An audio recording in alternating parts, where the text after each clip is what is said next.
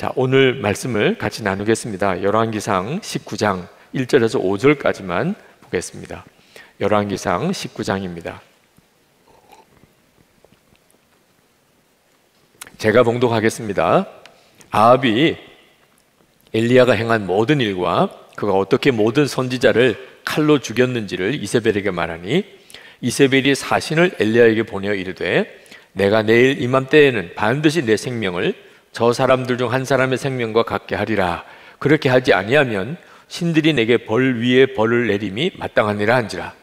그가 이 형편을 보고 일어나 자기의 생명을 위해 도망하여 유다에 속한 브엘세바에 이르러 자기의 사환을 그곳에 머물게 하고, 자기 자신은 광야로 들어가 하룻길쯤 가서 한 노랫나무 아래에 앉아서 자기가 죽기를 원하여 이르되, 여호와여, 넉넉하오니 지금 내 생명을 거두시옵소서. 나는 내 조상들보다 낫지 못하나이다 하고 로뎀나무 아래 누워 자더니 천사가 그를 어루만지며 그에게 이르되 일어나서 먹으라 하는지라. 아멘.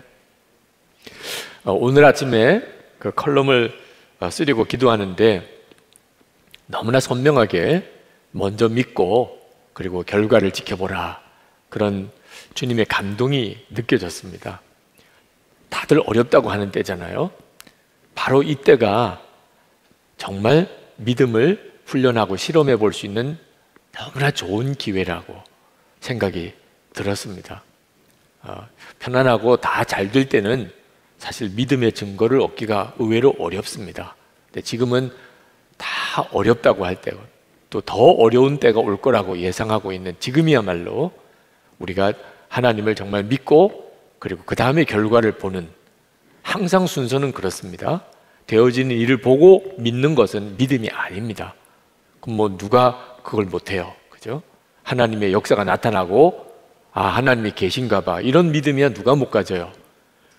정말 어렵고 힘들 때 그때 하나님을 믿고 그리고 순종하고 감사하고 사랑하고 헌신하고 그랬는데 그 뒤에 결과가 하나님의 역사가 나타나면 이건 정말 크게 하나님께 영광 돌리는 일이 되잖아요. 요즘처럼 하나님을 정말 믿느냐? 너는 정말 하나님을 믿느냐? 그런 메시지가 계속 마음에 와닿는 때가 또 있었나 하는 생각이 듭니다. 그래서 오늘 그렇게 썼어요. 먼저 믿고 그 다음에 결과를 지켜보자. 여러분, 우리가 예수님을 믿은 가장 놀라운 은혜가 염려하지 않게 되고 모든 것에 감사하고 모든 사람을 사랑하고 그렇게 살 수 있는 은혜예요. 그러니까 지금 한번 그렇게 살아보자는 겁니다.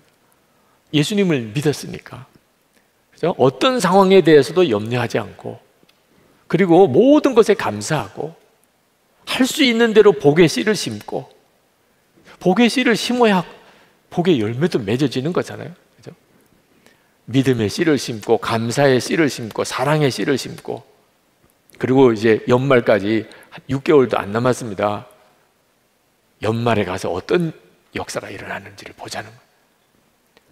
올해 한번 같이 해보십시다. 이 믿음의 실험에 함께할 자 여기 모여라, 이런 식으로 오늘 칼럼에 썼어요. 근데 뭐 굳이 딱히 어디 모일 자리는 있는 건 아닙니다. 여러분들이 목사님 맞습니다, 그게 주님의 말씀이군요, 제가 한번 올 연말까지 믿음의 실험을 한번 해보겠습니다. 먼저 믿고 그 다음에 결과를 보는 겁니다.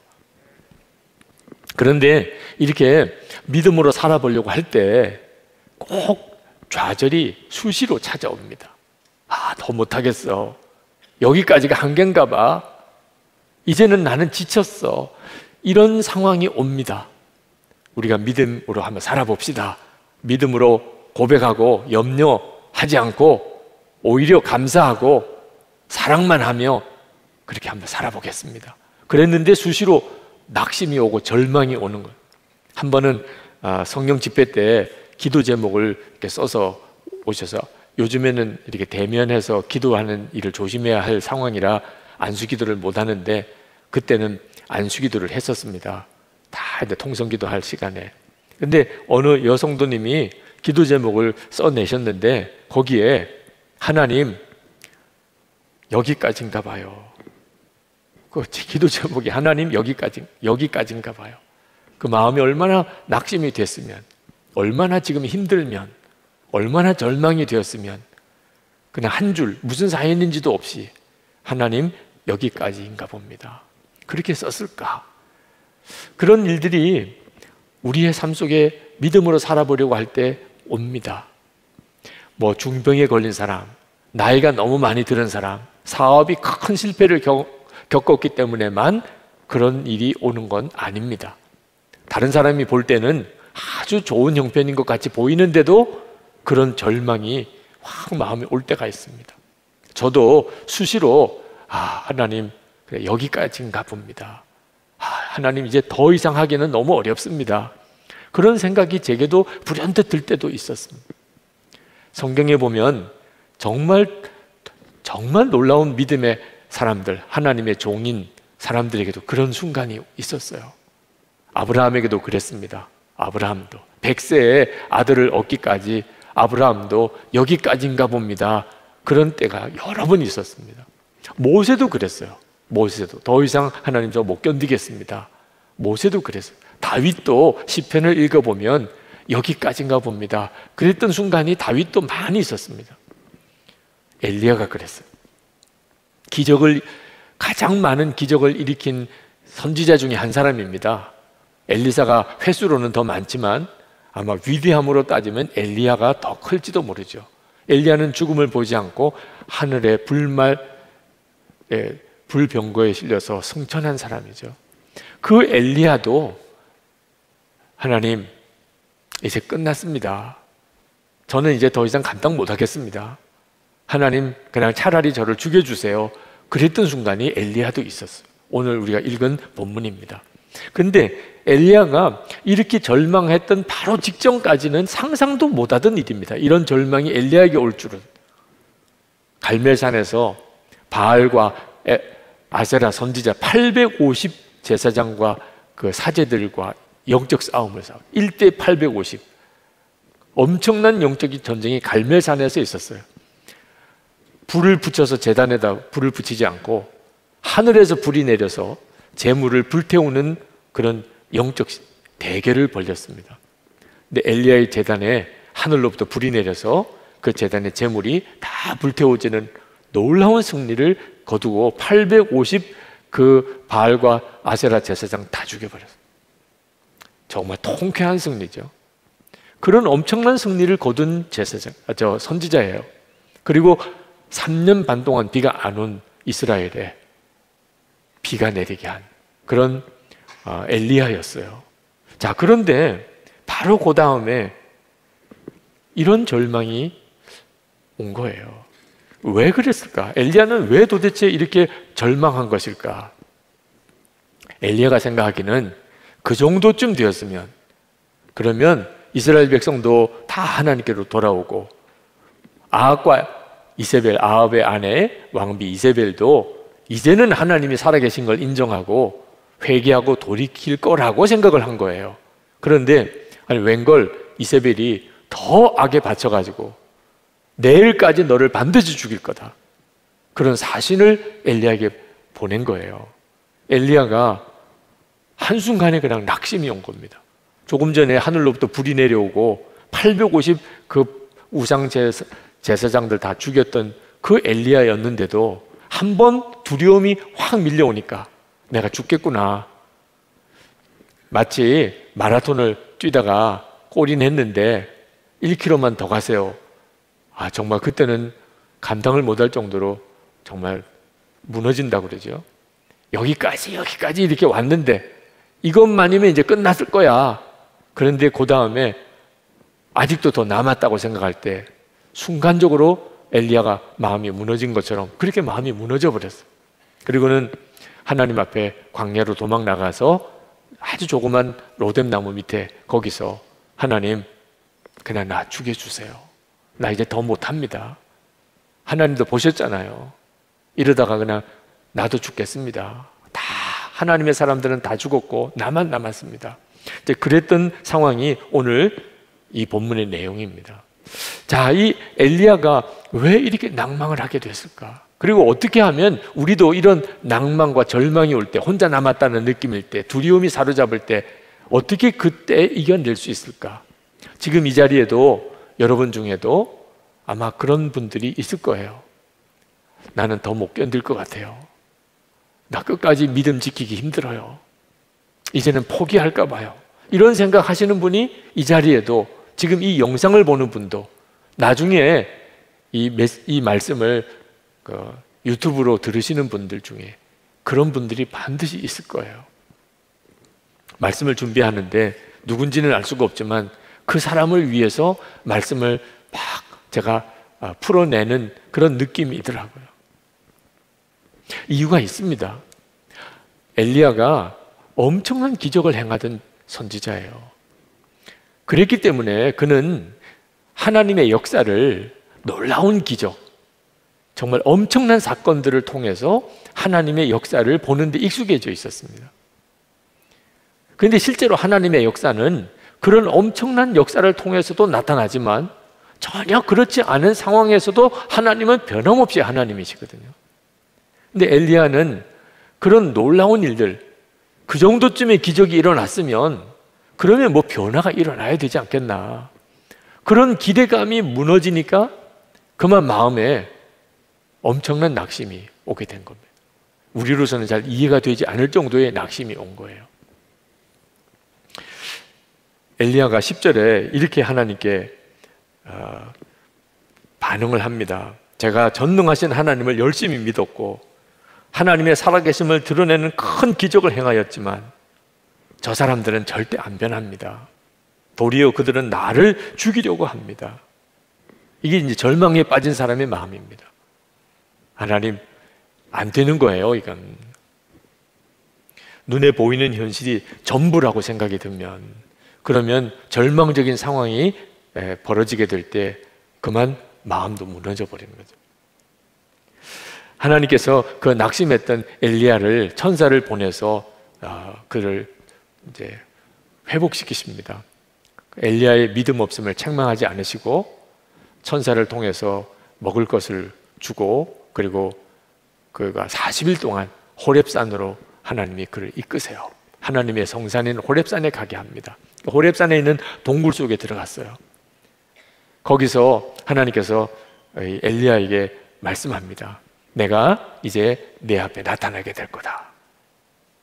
동굴 밖에 나와서 하나님이 어떤 모습으로 나타날지를 보라는 거죠. 그리고 큰 산이 쪼개지고 바위가 막 부서지는 엄청난 바람이 붑니다. 정말 뭐 산이 쪼개지고 바위가 다 무너지는 그런 엄청난 바람이 지나가는데 거기 하나님이 안 계세요. 그 다음에 땅이 요동하고 쪼개져 나가는 큰 지진이 일어납니다. 그런데 그 지진 속에도 하나님이 안 계세요. 그 다음에는 모든 것을 다 한숨에 재로 만들어버리는 무서운 불이, 시뻘건 불이 붙습니다. 그런데 그 불 속에도 하나님은 안 나타나세요. 그리고 그 불이 지나가고 난 다음에 아주 세미한 음성이 들리는데 그 세미한 음성 속에 하나님이 임하셔요. 그리고 엘리야를 만나 주십니다. 그러니까 하나님이 엘리야에게 무슨 메시지를 주시고 싶은 거죠? 하나님을 그런 큰 바람, 그리고 엄청난 지진, 그리고 시뻘건 그런 불과 같은 그런 것을 통하여 하나님을 만나려고 하지 말라. 하나님은 그런 엄청난 사건과 기적 같은 일들을 통해서만 하나님이 만나주시는 분이 아니라 오히려 아주 세미한 음성을 통하여 하나님을 만나라는 거예요. 그렇게 엘리야가 하나님을 그렇게 만나게 됩니다. 여러분, 오늘 하나님은 우리에게 절망했다, 좌절했다, 이제 끝이다, 여기까지인가 봐, 그런 우리들에게 하나님께서 말씀하세요. 하나님을 도대체 어떻게 만나야 하는지. 여러분, 여러분의 마음속에 세미한 음성으로 지금 여러분과 함께 만나주시는 하나님, 그 하나님을 붙잡으셔야 돼요. 만약에 어떤 기적과 같은 일을 통해서만 하나님을 보려고 하면 엘리야처럼 돼요. 이제 올 연말까지 믿음의 실험을 한번 해보겠다. 하나님 정말 살아계시다. 하나님의 말씀은 반드시 이루어진다. 어떤 염려 있을지라도 난 이제 염려하지 않을 거야. 감사할 거야. 사랑만 할 거야. 복의 씨를 심기만 할 거야. 여러분이 그렇게 결단을 했다 하더라도 수시로 낙심이 오고 또 지치고 이런 일들이 올 건데, 눈에 보이는 어떤 일로만 하나님의 역사를 보려고 하면 그런 순간이 온다. 근데 만약에 세미한 음성으로 함께 하시는 주님을 알게 되면, 그러면 어떤 순간이 와도 흔들림이 없어요. 한 번은 캐나다에서 밤중에 전화가 왔었습니다. 알지 못하던 분이에요. 근데 저에게 밤에 국제 전화가 왔는데 이제 집을 떠날 생각을 한 거예요. 남편하고 도무지 더 이상 살 수가 없어서. 집을 떠나기 전에 제게 한번 전화를 한번 해보고 싶어서 했다는 거예요. 근데 그분이 하시는 이야기가, 정말 오랜 시간 남편을 위해서 기도했는데 남편이 안 변해요. 남편이 더 안 좋아져요. 가정에서 폭력도 심해요. 그런데 하나님이 나와 함께 계시다는 것이 진짜 믿어지면, 정말 하나님이 지금도 나와 함께 계시다는 것을 분명히 알게만 해주시면 자기는 더 견딜 수 있겠다는. 근데 하나님이 자기와 함께 계시다는 것을 도무지 믿을 수가 없대요. 그래서 이제 떠나려고 한다는. 근데 마지막에 목사님에게 한번 전화를 드리고 싶은 마음이 있어서 전화를 했는데, 시차 때문에 저는 밤중에 받은 거예요. 그분은 낮에 전화를, 저는 밤중에 자다가 갑자기 전화를 받은. 제가 그분 전화를 받고 얼마나 안타까우면 이렇게 전화를 했겠나 하는 생각이 한편 들었고, 또 하나는 하나님이 왜 전화를 하셨는가, 하게 했는가를 알겠더라고요. 제가 그분에게 그런 말씀을 드렸어요. 하나님이 정말 함께 계신 것만 분명하면 그러면 더 견딜 수 있겠다고 하셨죠. 예, 그렇습니다. 근데 저는 지금 하나님이 자매님과 함께 계시다는 게 너무 분명하게 믿어집니다. 어떻게 목사님이 그렇게 믿어지세요? 하나님이 자매에게 지금 함께 계시다고 말씀을 하고 싶은데 자매가 그걸 못 알아듣는 거예요. 그래서 저에게, 한국에 있는 저에게 전화를 하게 해서 저를 통해서 자매에게 그걸 알게 하시는 거예요. 만약에 자매 안에 하나님께서 살아계셔서 자매에게 함께 계시다는 것을 정말 알게 하고 싶은 마음이 하나님이 주시려고 하신 게 아니라면 지금 캐나다에서 여기 한국까지 이렇게 전화를 할 수 있겠습니까? 저는 지금 밤중에 자다가 전화를 받았습니다. 지금 자매님 안에 주님이 계시니까 한국에 있는 전혀 알지도 못하던 목사님, 그냥 설교만 듣고 있었던 그 목사에게 전화할 마음도 주신 거 아니에요? 지금 자매 안에 정말 하나님 정말 계신가요? 그걸 확인하고 싶은 그런 마음을 주신 분이 누구십니까? 자매님은 마음에 예수님이 자매를 위해서 십자가에 죽으셨음을 믿으시나요? 그건 믿는데요. 그걸 믿게 하시는 분이 지금 자매님 안에 계신 성령님 아닙니까? 하나님을 아버지라고 그렇게 부르시면서 기도하십니까? 그렇대요. 하나님을 아버지라고 부르게 하시는 분이 자매님 안에 지금 계시는 성령님 아닙니까? 우시더라고. 목사님 제 안에 정말 계시네요. 제가 더 견딜 힘을 얻었습니다. 그리고 전화를 끊었어요. 여러분, 오늘 이 시간에도 여러분 안에 정말 너무나도 놀라웠게 함께 계시는 주님, 여러분이 생각하는 그런 형태로 여러분에게 역사하지 않으셔도, 엘리야는 생각하기를 아합과 이세벨이 확 변화되고 그렇게 되기를 원했는데 그런 역사는 안 나타났어요. 하나님이 아합과 이세벨을 죽이기로 작정하셨기 때문에 끝까지 회개하지 않고 결국은 그냥 그렇게 정말 하나님의 저주 가운데 죽습니다. 근데 그걸 다 알지 못하는 엘리야는 낙심이 왔어요.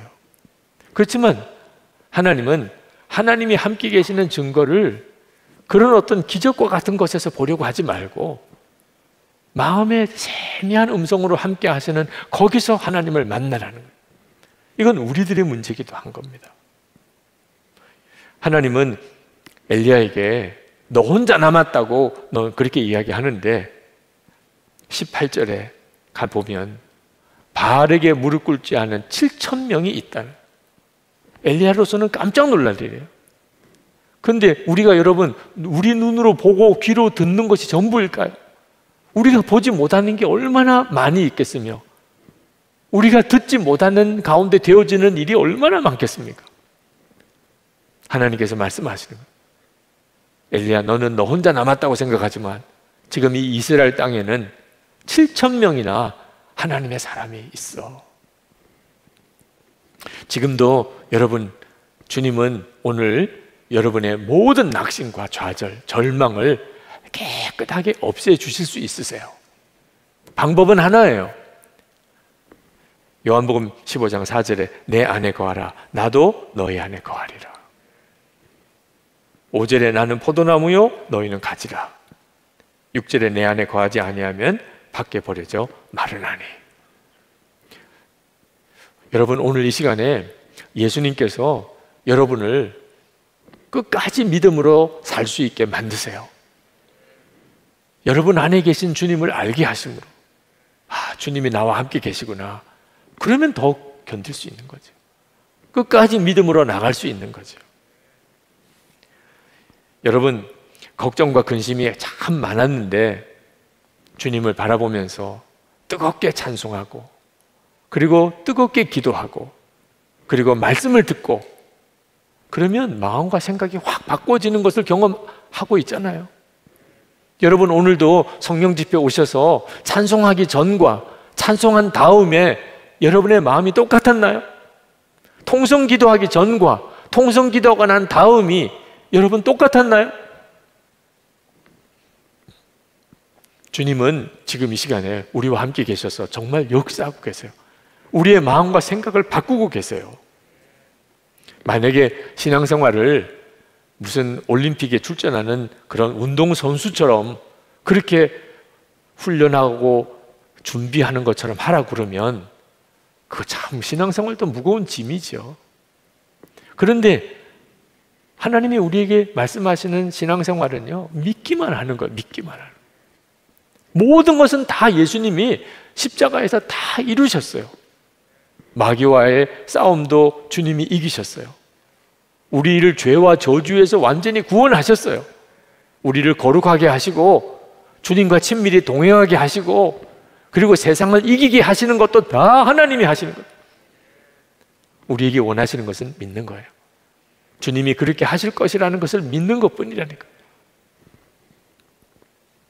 여러분, 지금은 비대면 시대입니다. 마스크를 써야만 이렇게 모여서 우리가 예배도 하고 집회도 가져요. 끝나고 나면 서로 교제하지 말고 가능하면 그냥 빨리 돌아가시라고 그렇게 주일에 광고를 하는 것도 제가 마음이 너무 아파요. 참 악수하고 싶으신 분들도 있는데 가능하면 그냥 목례로만 합니다. 물론 손 내미시는 분은 악수를 하긴 하죠. 그래서 손 내미시기 전에 그냥 목례부터 먼저 합니다. 그것도 참 힘들어요. 가능하면 다 정말 악수하고 싶은데 그때가 지금 이렇게 왔어요. 근데 여러분, 지금이야말로 우리와 함께 계시는 주님을 우리가 진짜 믿을 수 있어야 믿음을 지켜낼 시대예요. 예배당 건물 때문에 내가 신앙생활 유지했던, 사람들 때문에 예수 믿는 그런 목사님과 또 전도사님, 또 우리 장로님, 권사님, 집사님, 교인들, 이 관계 때문에 내가 그동안 믿음을 지켜왔던 이런 믿음으로는 지금 이 시대에 우리 믿음 지킬 수가 없는 때가 됐어요. 정말 여러분 안에 아주 세미한 음성으로 여러분에게 말씀하시는 주님을 여러분이 분명하게 알고 믿지 못하면, 그러면 한순간에 믿음 다 무너지는 때가 됐습니다. 우리 목사님 중에 한 분이 코로나19 막 확산될 그 초기에, 그때 혹시 이제 감염의 위험이 있을 그런 어떤 일이 있어서 자가 격리를 했던 적이 있었습니다. 그때 일을 이야기하시더라고요. 그때 자가격리 해야 된다. 한 주간 동안 자가격리 하세요.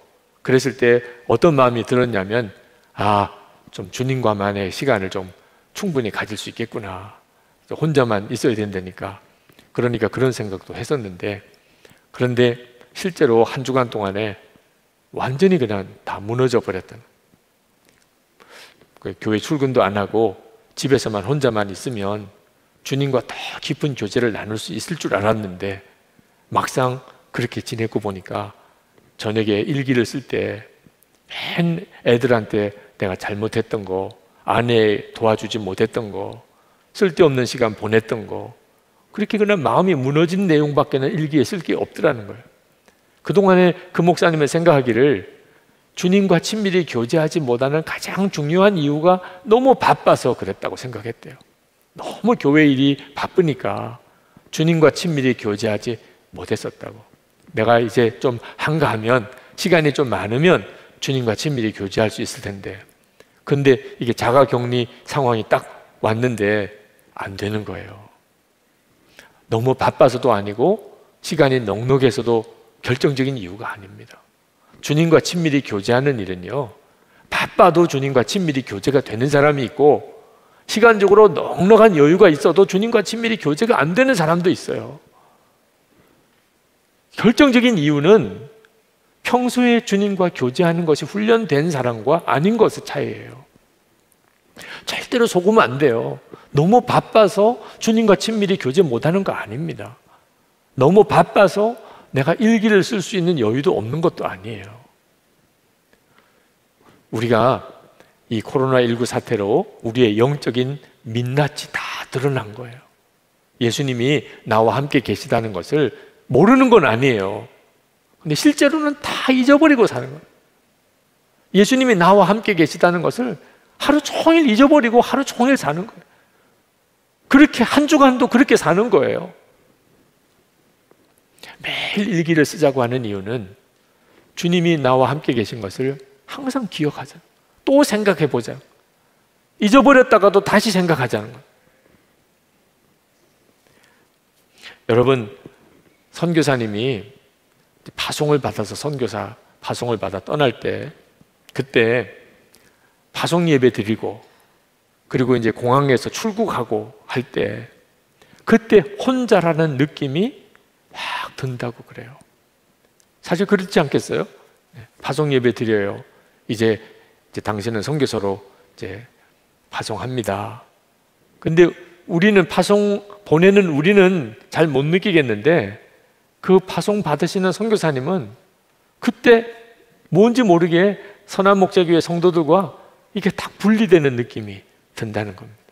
그리고 공항에 가서 이제 출국할 때 다들 이제 공항까지 따라 나와 주시는 분들도 계시죠. 거기서 인사하고, 그리고 이제 정말 저희들도 기도하겠습니다, 건강 지키시고, 그리고 정말 사역에 열심히 선교 사역에 헌신해 주시기를 부탁하고, 또 그렇게 하겠다고 약속하고 기도 부탁도 하고, 그렇게 이제 출국장을 떠날 때 사람들하고 떠나니까 혼자라는 느낌이 드는 거죠.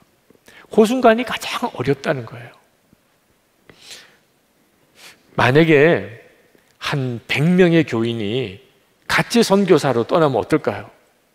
좀 비행기를 전세를 내요. 그냥 선한목자의 교인들이 집단 이주를 하는 거예요, 어느 나라로. 그러면 선교사 갈만 하겠죠, 그죠? 혼자 가야 되니까 힘든 거지. 목사님도 같이 가고 장로님도 몇 분이 같이 가고 권사님, 집사님 다 한 팀이 돼가지고 한 100명 이상이 아주 집단으로 그 나라를 같이 가요. 그러면 정말 좀 가볼만 하겠다, 이런 생각도 들 수 있겠죠. 근데 사람이 많이 가는 게 중요한 게 아닌 거예요. 만약에 예수님이 함께 같이 가시지 않는다면 사람이 100명이 가든 1000명이 가든 궁극적으로 그게 무슨 힘이 되겠어요? 아무도 같이 안 가도 주님만 같이 가신다면, 그래서 주님만 나와 함께 하시는 게 분명하게 믿어진다면, 그러면 또 뭐가 또 걱정이겠어요? 그런데 그게 훈련이 안 되면, 그러면 주님이 나와 함께 계시다는 것은 그것은 그냥 신앙적인 지식일 뿐이고, 내게는 전혀 실제가 아니면 아무 힘이 안 되는 겁니다. 그러므로 여러분, 주님을 바라보는 훈련을 쉬지 말아야 하는 거예요. 믿음의 연말까지 우리가 믿음의 실험을 해보자. 엘리야와 같이 한순간에 무너질 수도 있는 게 우리예요. 그 기적을 행했던 엘리야도 한순간에 무너져요. 하나님께서 그 엘리야에게 세미한 음성으로 하나님이 함께 계심을 굳이 깨우쳐 주시려고 하셨던 이유, 흔들리지 않는 믿음의 비밀이 거기에 있기 때문이에요.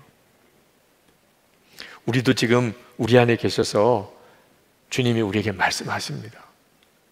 오늘 이 밤에 여러분이 다 그렇게 주님을 만나시는 거예요.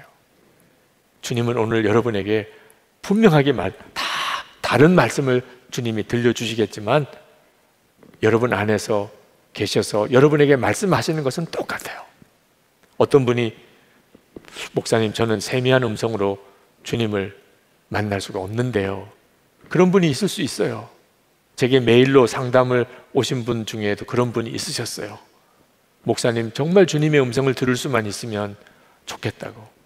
그런데 그건 분별을 못해서 그렇지 주님의 음성을 못 들은 사람은 한 사람도 없어요. 오늘 여기 오신 분 중에 주님이 여러분 안에 계셔서 말씀하시는 것을 못 듣는 사람은 한 사람도 없어요. 다 들으세요. 이요셉 집사님, 그 사진 작가시죠.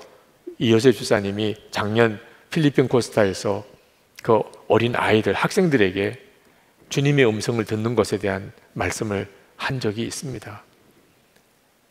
주님의 음성을 들었다, 주님의 음성을 들었다 그러니까 사람들이 다 아주 특별한 체험을 한 것처럼 그렇게 자기를 보는데 실제로 주님의 음성을 어떻게 들었다고 말하는 것인지를 설명을 하겠다고 그러면서 이제 이야기를 하시더라. 꼭 어떤 소리를 들어야 되는 게 아니라는, 오늘 밤에도 그렇습니다. 꼭 소리를 듣는 게 아닙니다. 그러면서 예를 들기를 이제 그 뭐 사진 작가로서 작품을 이렇게 하다 보면 이렇게 정리정돈을 다 하고 있기가 쉽지 않대요. 그래서 항상 방에 이렇게 어지러 놓게 된답니다. 근데 아내는 아주 깔끔한 성격이라 그러니까 방을 치우고 정리하기를 좋아하는데 그 어지러 놓은 것을 보면 아내가 늘 마음이 이렇게 불편하고 힘들어 한다는 거예요. 하루는 이렇게 뭔가 작업을 하느라고 잔뜩 어지러 놓고 있는데 아내가 문을 열고 딱 들어와서 이렇게 보는데 아무 말을 안 하고 그냥 참 답답하다 이런 표현으로 그냥 자기를 물끄러미 보고 그리고 문을 닫고 가더래요. 근데 아무 말도 안 한 거죠. 근데 그때 아내가 좀 정리하고 사세요. 어떻게 이렇게 하고 사세요? 그렇게 말을 하는 것을 마음으로 들었다는 거예요. 정말 아무 말을 안 했어요. 그냥 그 눈빛 하나로 다 말을 했다는 거예요. 그런 걸 듣는다고 표현을 했다. 여러분, 오늘 이 시간에 주님이 여러분에게 똑같이 주님의 마음을 느끼게 해주는 거예요. 아, 주님이 지금 나에게 이렇게 보시겠구나. 주님은 지금 내 마음에 이런 말씀을 하고 싶어 하시는구나. 그게 들은 거예요. 지금 주님이 말씀하시는 것을 들은 거예요. 주님은 지금도 내 안에 계시구나. 나는 더 이상 못 견딜 것 같아. 이제는 끝난 것 같아. 여기까지인가 봐. 근데 주님이 내 안에 계신데 어떻게 그렇게 말할 수 있겠어요? 여러분, 오늘 주님이 여러분에게 분명하게 말씀하시면 여러분 다 일어나시게 돼요. 엘리야가 다시 일어나게 된 것처럼.